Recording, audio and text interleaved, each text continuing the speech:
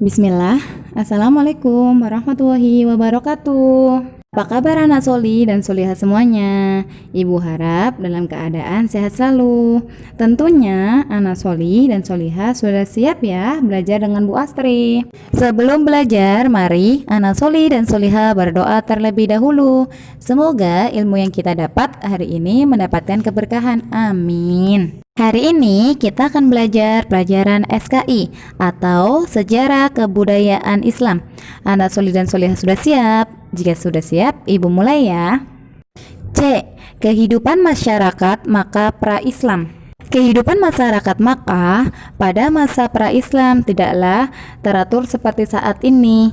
Kehidupan mereka sangat keras dan terbelakang sehingga zaman tersebut dikenal dengan sebutan jahiliyah. Mereka sering melakukan pertikaian hanya karena masalah yang sepele. Sebagian mereka tega membunuh anak-anak mereka sendiri lantaran takut tidak dapat memberi makan. Bayi-bayi perempuan mereka pun dikubur dalam keadaan hidup-hidup lantaran takut aib. Dan mereka sering melakukan minum minuman keras, berjudi, dan mengadu nasib sudah menjadi kebiasaan mereka. Dan ditambah lagi perang antar suku yang sering kali terjadi, menambah merosotnya peradaban bangsa Arab pada saat itu. Jadi ketika zaman dahulu sebelum datangnya Islam, maka itu sangatlah keji penduduknya. Dia yang membunuh anak perempuan secara hidup-hidup, minum minuman keras, berjudi, dan mengadu nasib. Karena apa?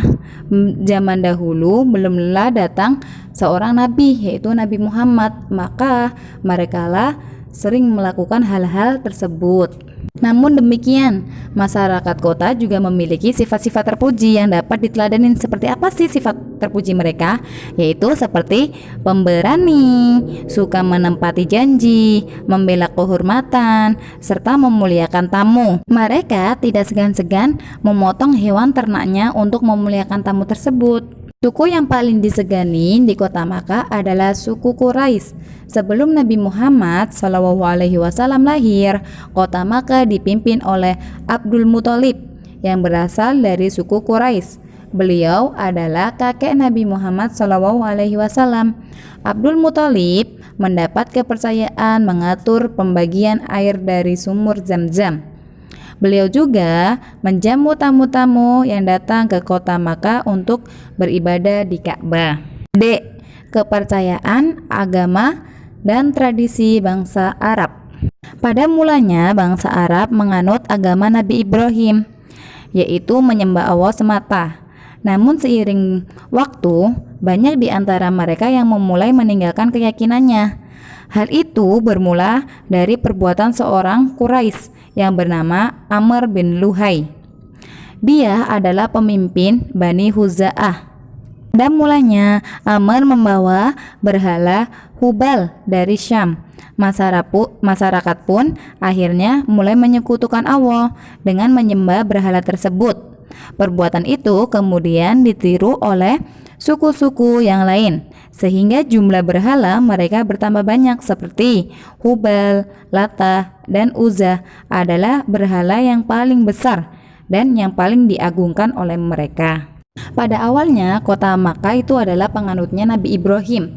Mereka menyembah Allah semata, tidak berani menyembah apapun kecuali Allah. Tapi suatu ketika datanglah seorang Amr bin Luhai. Dia membawa patung yang bernama patungnya adalah Hubal, dan semakin kesininya suku-suku Quraisy mengikutilah Amr tadi, dan berkembanglah patung-patung tersebut menjadi banyak, dan yang terkenal adalah patung Hubal, Lata, dan Uzza.